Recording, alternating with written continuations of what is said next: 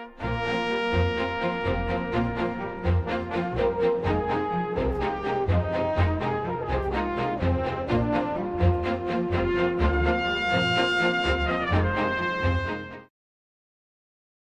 your host, Karen Hudis. Welcome to this series on the network of global corporate control.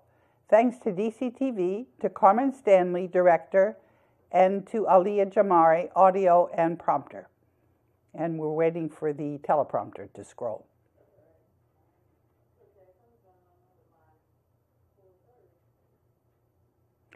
Today's segment is pre-recorded and is called Acceptance. This series tells people that they and everybody else, except for a critical mass, have been duped about basic fundamentals by a domineering world elite. The closing of each segment usually features an upbeat message that a future without this corruption is the most likely scenario, although YouTube does what it can to detract from this message through comments from its sock puppets that YouTube usually places at the beginning of the comments.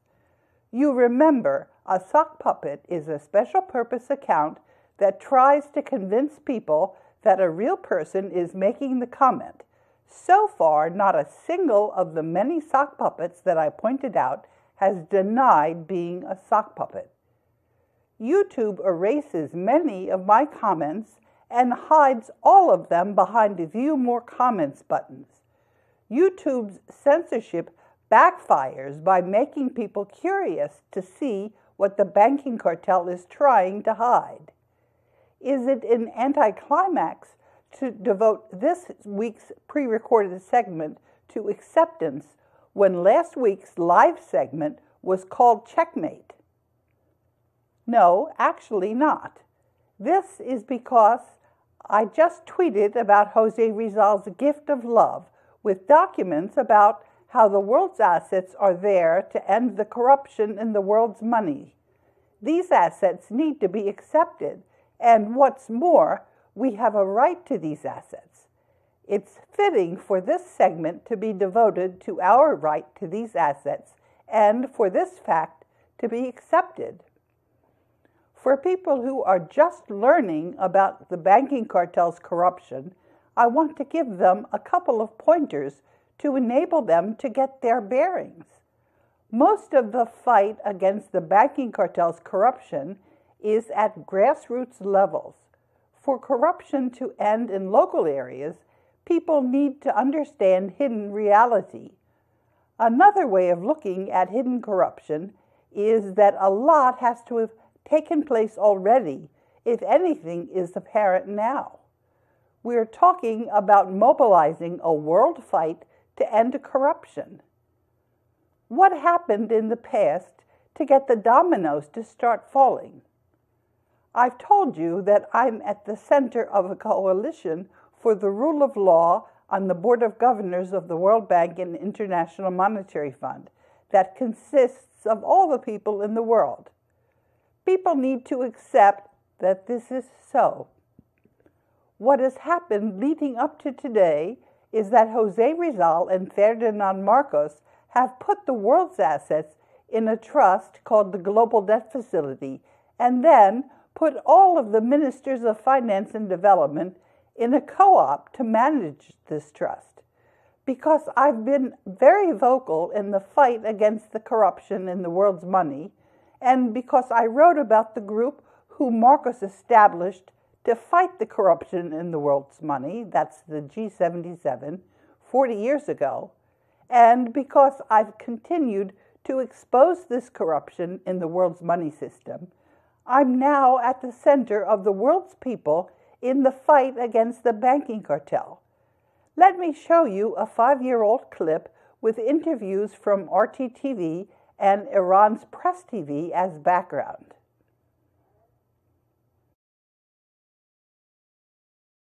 Working in the Philippines, and there was a bank. This was at the end of the East Asia financial crisis in the end of the 1990s.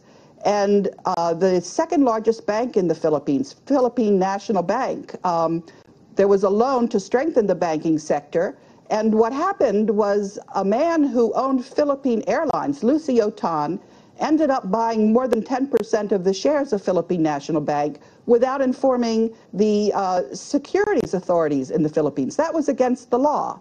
And then I told the person who was in charge of the World Bank lending program that they should tell the government of the Philippines that the conditions of the loan were not going to be met. And instead, I was reassigned, and I didn't accept that. So I went to the meeting where it was decided whether or not to disperse the loan. And I said that the board was not being informed that the conditions weren't met. And then what happened was the loan wasn't dispersed, but the people who had their money on deposit in that bank withdrew their money, and the Philippine Deposit Insurance Corporation had to withdraw, had to back up the bank for $500 million. And then we didn't disperse our loan for $200 million, and the Japanese didn't disperse their loan for $200 million. So that was $900 million worth of poor loan performance. And when the evaluation department in the World Bank said that the World Bank had performed satisfactorily, I corrected that report, and my correction was never given to the board. So that was a cover-up. And I just, you can't have a cover-up in a bank. That shows that money is going the wrong way. And I've been working together with other whistleblowers at the World Bank because we know that the board has to be informed about what's actually going on. Other whistleblowers have reported double accounting. We've reported this to the UK Parliament. I reported it to the European Parliament in 2011. And the European Parliament wrote a letter to the World Bank. I had a very detailed chronology, and the World Bank never responded. If you look at the original purpose of the IMF, it was for payments, for stability of payments. What happened after 1944 was that the United States dollar was decoupled from the gold. So it used to be that you could go into the U.S. Treasury and exchange dollars for gold. And in 1971, Nixon suspended that. So what we have now got is we have got a system of paper currency which always fails. Now, I was hired into the World Bank by Dr. Ibrahim Shihada, who had been the general counsel of the Organization of Petroleum Exporting Countries.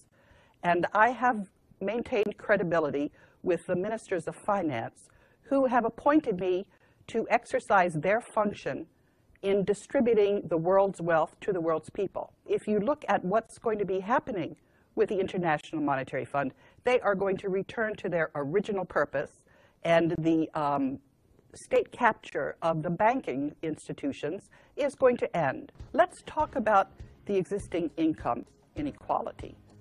The 85 richest people own as much wealth as 3.5 billion people. And 0.7% of the most wealthy, they have 40% of the world's wealth. And the 3% of the assets are owned by 70% of the people. Now, this is the income inequality that is existing. This has come into effect because the bankers have been printing currency and purchasing these assets and charging usury.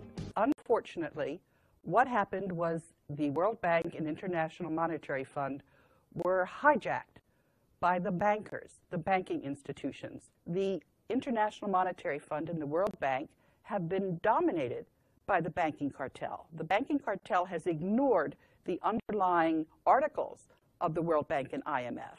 And instead of the international monetary system being governed by the Bretton Woods institutions, they've been governed by the Group of 20, which has absolutely no legal basis. I'm also going to give you some links to documents showing how I put liens on the banking cartel with money that the banking cartel owes. The documents are at the end of the teleprompter, which I upload on YouTube. The Coalition for the Rule of Law is winding down the banking cartel in real time. I've been responding to the YouTube comments in my social media. Whenever YouTube's sock puppets try and trip me up, this is another nail in the coffin of the banking cartel. Here's an example which I tweeted on January 28, 2018. The banking cartel thought we wouldn't be able to see what they're doing. Guess what, banking cartel? We are on to you. And then I was telling you about a red herring. That's also known as beside the point, misdirection, and changing the subject, false emphasis, the Chewbacca defense, irrelevant conclusion, irrelevant thesis, clouding the issue, and what it does is they try to change the subject and to redirect an argument to another issue which the person doing the redirecting can better respond to. While it's similar to avoiding the issue fallacy, the red herring is a deliberate diversion of attention with the intention of trying to abandon the original argument. I blocked a sock puppet, and YouTube kept his disinformation anyway. The one who's trying to control the world is the banking cartel, which is bankrupt. The World Bank and IMF administer the world's wealth in the global debt facility, and the chances that we, humanity, wind down that bankrupt banking cartel are over 95% now that I've gotten through. Eat your heart out, lying banking cartel. We are on to you. I'm going to talk about red herrings. The banking cartel thought we wouldn't be able to see what they're doing. Guess what, banking cartel? We're on to you. All this talk about release the memo is a red herring. Donald Trump is merely a bit actor, an agent of the banking cartel. When the banking cartel replaced the Constitution of 1789 in 1871, and Congress declared a state of emergency, suspending the Constitution, there was no electoral college to elect Donald Trump. The federal government was dissolved in bankruptcy in 1933 anyway. I already told you that the Senate Select Committee on Intelligence is in bed with the CIA. Barbara Mikulski, who was then on the Select Committee on Intelligence in the Senate, stonewalled when I told her that a CIA agent was trying to steal the United States monetary gold reserves. Whether it was the CIA that threatened me for doing my job as overseer mandate trustee concerning the United States monetary gold reserves in the global debt facility. And there was a tweet which said, "Did you know the term conspiracy theorist was a term made popular by the CIA to stop critical thinkers from asking questions about John F. Kennedy's assassination?" In a memo called Countering Criticism of the Warren Report, the CIA set out to make the term conspiracy theorist a weapon to be used against anyone who questioned the government's secret activities and programs.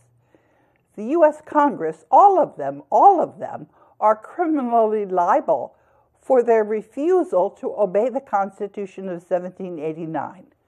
The Congress now has no place to hide.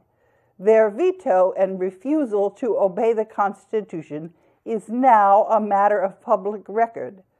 The fact they have criminal acts is a matter of public record. The fact that every member of Congress individually decided to oppose obeying the Constitution is now a public fact. Congress can no longer hide behind the walls of the Capitol building on this issue. We said that the banking cartel was like a mortally wounded whale that had many harpoons embedded in it, and it was dragging the rest of us along like a small whaling boat. What were the harpoons? The CIA memo calling the people who figured out that JFK was assassinated by the banking cartel conspiracy theorists. The CIA attempted to bribe me with shares in the CIA lawsuit to steal assets from the global debt facility.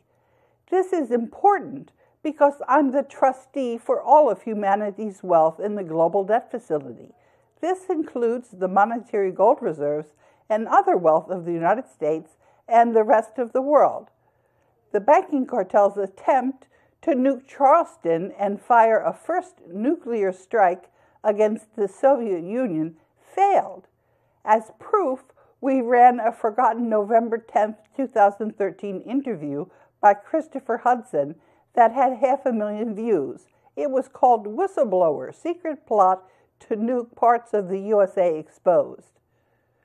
The Soviet Union and the United States have a common enemy, the banking cartel, which tried to nuke Charleston, South Carolina, and which tried to fire a first nuclear strike against Russia. Now the banking cartel is trying to distract us with a red herring about Donald Trump's fake campaign. Why is it fake? Because the Constitution of 1789 was not in effect. The World Bank is trying to control the world. Somebody said in my Twitter account, the idea that they're offering to exchange their own currency for their own currency so you feel better about them controlling you is simply absurd. World Bank funds the Open Government Project that has been secretly stealing access and control of the world's public record data. They've defined public records as data that's open to the public instead of data relating to the public. Access to the data is supposed to be permissible purpose. They're trying to have a constantly updating dossier on every person, so if you get out of line, they'll know how to control you. Check your local, state, and federal agencies for data portal contracts relating to open societies. They use different names. In the U.S., a company called Socrata established the seemingly harmless system.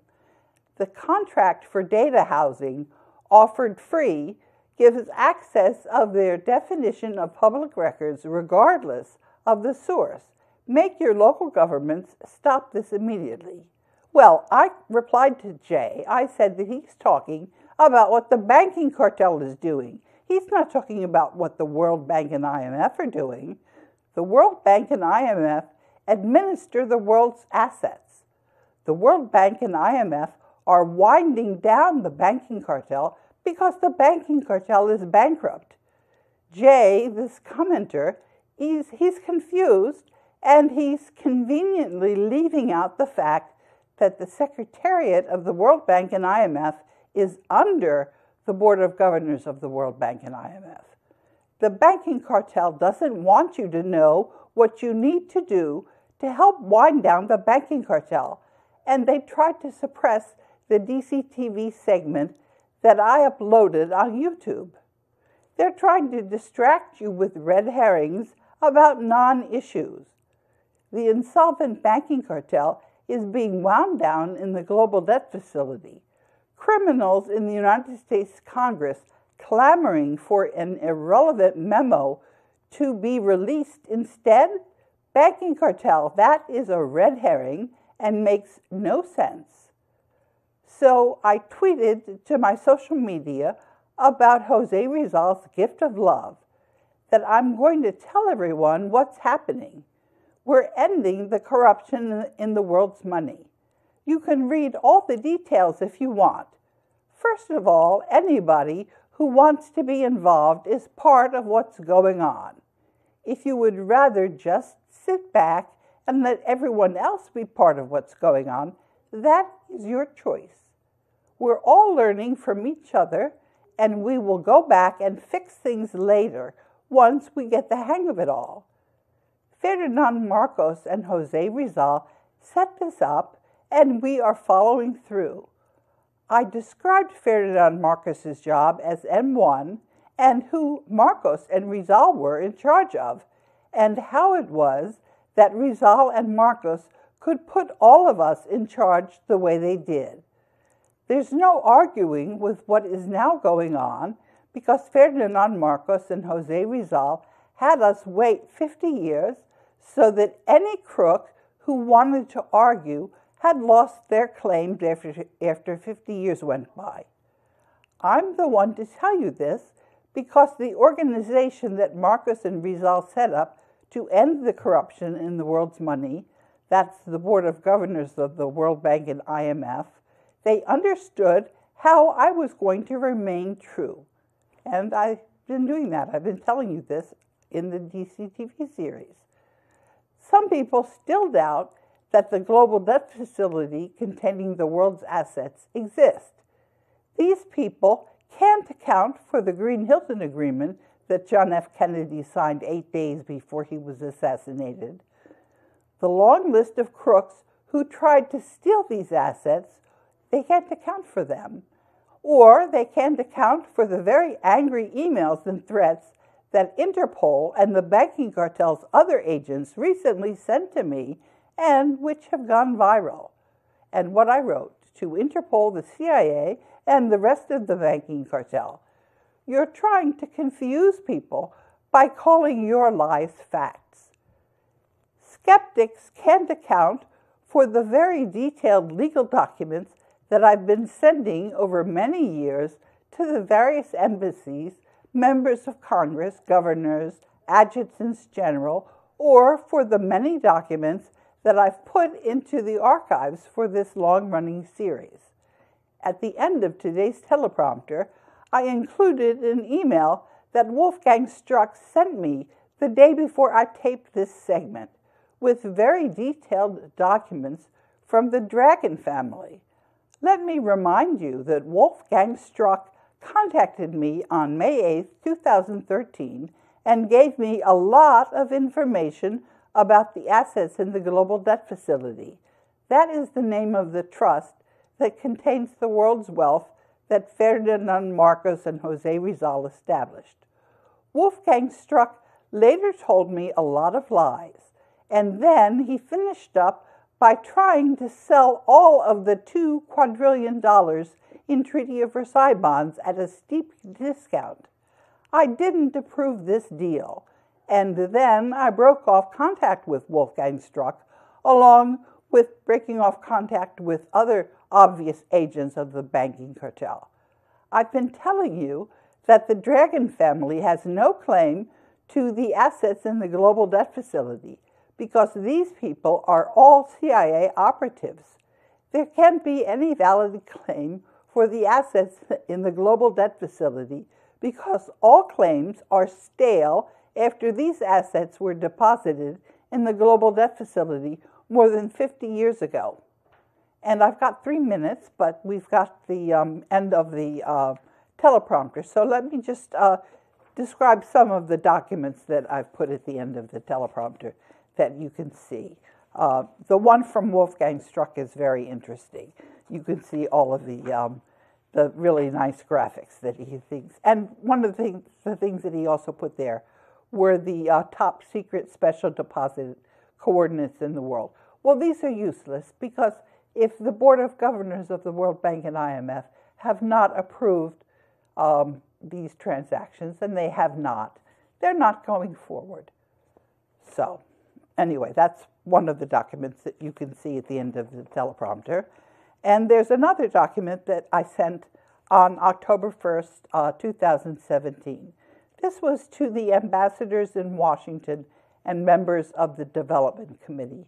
The Development Committee, that's a group that was established in the mid-70s. This was because the Banking Cartel had tried to get the Board of Governors to stop doing their job. And so they wanted to have a group of ministers of finance that would be active on a day-to-day basis inside the World Bank. And that's, there's another name for the Development Committee. But anyway, so I wrote to the ambassadors that were on that Development Committee. I also wrote to a group that's part of the steering group of the Group of 77. And the letter that I wrote, I refer to my letters dated September 29 and April 2, 2017. A growing public is aware of a study. This is a study that I've mentioned many times. It shows that the banking cartel really exists and dominates the capital markets. And its hub is actually the black nobility, which we've discussed in an earlier segment. And it's got various interlocking directors, and it controls the capital markets. Anyway, so I referred to that study, and I said that the banking cartel is insolvent and in receivership inside the global debt facility containing the world's international monetary gold reserves. The U.S. is now in interregnum. That means that we don't have a legitimate government. Its military rule is no longer secret. Its state governors are pursued by common law juries.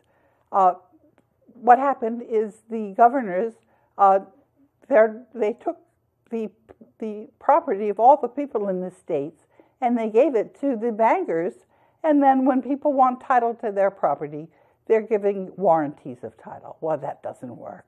We can see that, and I've documented that.